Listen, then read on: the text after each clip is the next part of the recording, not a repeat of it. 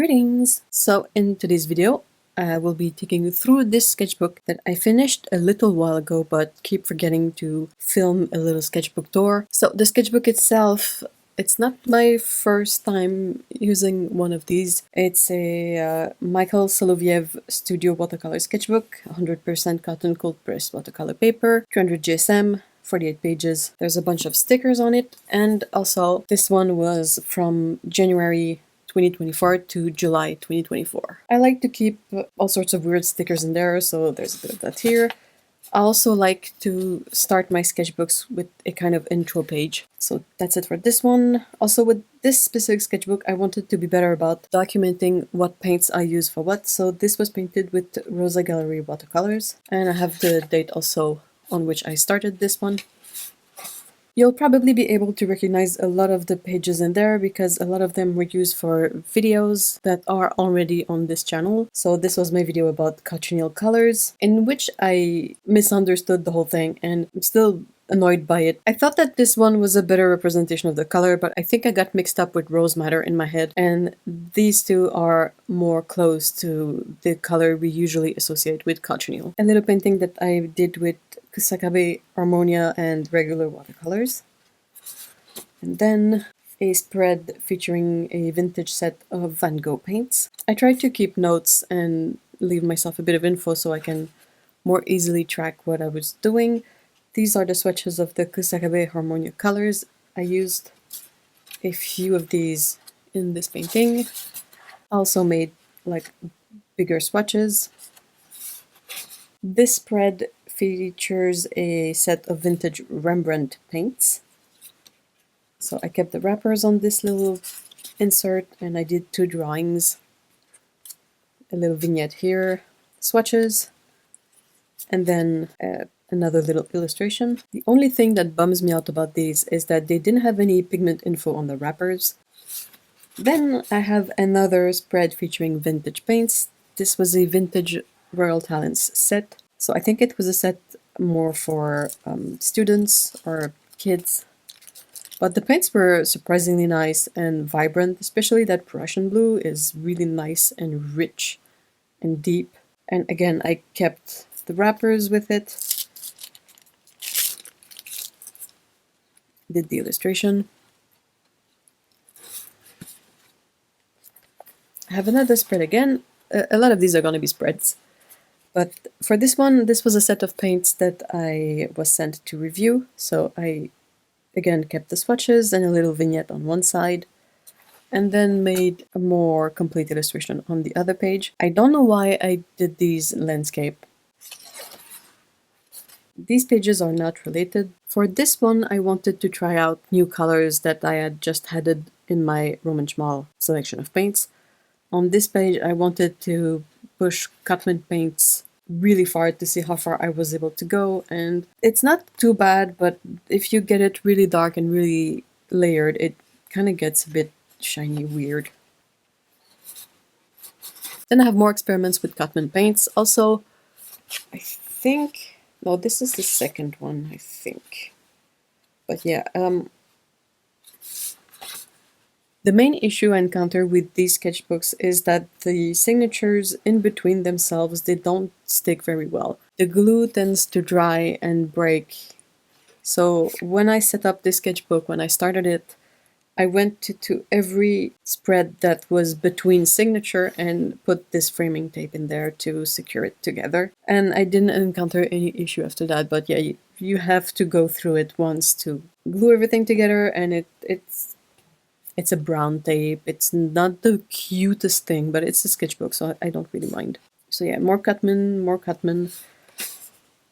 And I kept on, and this was the Roman Schmal Aquarius, one of their artist palettes. It's a really beautiful palette with an amazing potential for mixes and green colors, because you can mix everything that's blue, green, and yellow together to get greens, and that's like more than half of this palette already. So I was really impressed by the richness you can get to with these greens and these mixes in here. And I have another little spread about Cutman paints. This was the set of 16 colors. I enjoyed this set more than I thought I would.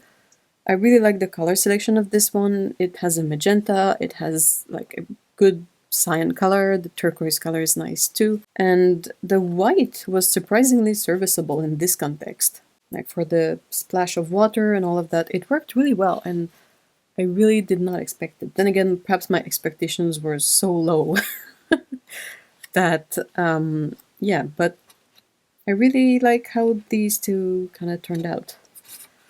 Moving on, here we have my spread that I did featuring the Paul Rubens Yulan set. Again, a beautiful color selection, really interesting palette that, to me, it covers the basics, and then you get a lot of convenient colors for all your needs, especially when it comes to illustration. So having the phthalo blue, magenta, yellow, that's covered, the black, also handy. And then everything else is kind of a bonus to really help you get to the image you want. I have another spread here. I don't really remember which paints I used for this one, and I forgot to write it down, so I wonder if it might be the Yulan set, but I'm not sure. That's why I I guess there's still room for improvement. I still need to get better at writing down what paints I use for what. The next spread featured a palette of student paints from Dealer Rowney, the Aquafine paints. As far as student paints go, these are really nice. This set was a bit weird. I made a video about it, so perhaps you remember that. And the paints were fine, not my favorite, but they were, easy to use, and you'll be able to work with them if you have nothing else, so that's good. I think one of the things that I thought was weird about this one is, the ultramarine blue here is really nice and vibrant and deep in the swatch, but it turned out to be weirdly opaque and has kind of a white film over it. But it doesn't look like it would on this specific swatch, and I don't think I mixed in white in there to explain that feeling or the cobalt blue hue. So I'm not entirely sure what happened, but I think the cerulean is quite nice, and it could do with a real magenta, but still good. Then I did a video where I wanted to revisit my Shinhan watercolors, so I set up this little spread here and did new swatches, did 2 little drawings to see what I could do with these. And moving on this one, it's always a bit difficult when trying to review neon paints to figure out what to paint with them. But yeah, just had fun with the colors, and they are indeed very neon and very vibrant. And since it's in a sketchbook, I'm not worried about the colors fading. On this other page, I wanted to work with my mini palette. So it's this small ceramic palette that has room for a lot of colors. I put Holbein paints in mine, but I didn't have a good, reliable swatch reference and color information layout for these, so I set up this little thing with a tracing paper overlay, and then I painted a small illustration with the colors. The next set that I wanted to feature and to work with in my sketchbook was the Roman Schmal set of 5 colors. Since it only has 5 colors, I wanted to make a mixing chart. I usually don't really enjoy making mixing charts because they are a lot of work, and I don't find them all that helpful, especially when your set has a large number of colors. I feel like it's more helpful if you have less colors than if you have more colors, because less colors, you're gonna have to mix a whole lot more than if you have more options. I really like the 2 little illustrations I did here. I think this one was really interesting and worked well with the limited color palette, and this one also turned out okay, in my opinion. The following spread featured the Rosa Gallery watercolors I have. So I picked this selection of colors based on which colors were appealing to me. So it doesn't make a lot of sense from a versatility point of view, but these colors are a lot of fun. This Madder Rose is beautiful. The Cobalt Turquoise is really nice. I like this golden yellow and a bunch of neutrals and all that, and I think it works out well for making for a vibrant and interesting palette. Not a big fan of my little paintings here. These two are a bit but this one I think I kind of like. This next spread features more Roman schmoll colors. This time it's the Aquarius travel set. Throughout this sketchbook, I really had a fun time thinking of little adventures and image for this little adventure cat and this big cat, which is inspired by a cat that I see often. And I kept going. This is another Roman schmoll Aquarius set. This is the urban sketching set. And then I kept going and made this spread featuring what I called my ultimate Roman schmoll palette, where I combined a bunch of colors that I had and added new half pans and made this into a 24 color set. You probably saw this in one of my recent videos. And moving on, then I did a little spread featuring the new colors from Roman schmoll.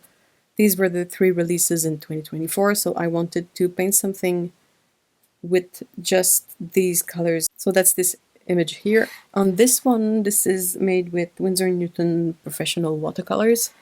I really wanted to work with some of the granulating colors I have from that range, and also very limited palette.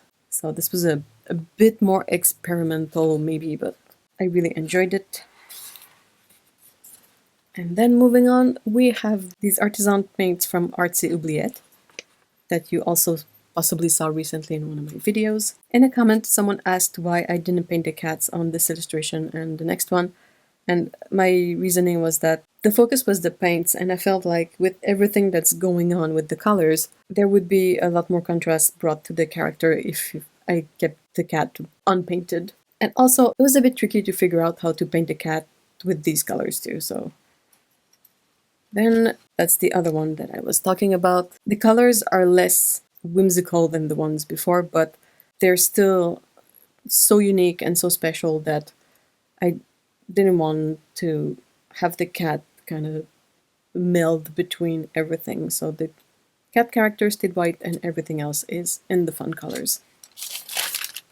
And I have the swatches. And the very last page is this little painting that I did with Holbein watercolors. I just needed something to finish up the sketchbook, and I wanted to use up some of my Holbein paints because I quite like Holbein paints, and some of their gouache and white paint too. And you can see that I finished this on July 3rd. So all in all, that's about 6 months of stuff in the sketchbook, a bunch more random things and more stickers, and that's it! That's the end of this sketchbook. I'm already halfway through my current one, so hopefully I'll get to finish it soon and we'll be able to film another sketchbook tour. I tried to work through Sketchbook relatively quickly because, to me, it's a good marker of practice and progress. So the more paintings that I actually do, the more practice it represents. And I try to use that as a motivator to, get more paintings done and get more practice and get better at it and get that thing rolling. I hope you enjoyed this tour. Let me know what you think of the paintings you saw. Do you have a favorite one? I might be working on something special featuring all these paintings of adventure and night cats, but still a work in progress, so hopefully I can share more on that soon. Thank you so much for watching this video, and see ya in the next one. Bye bye!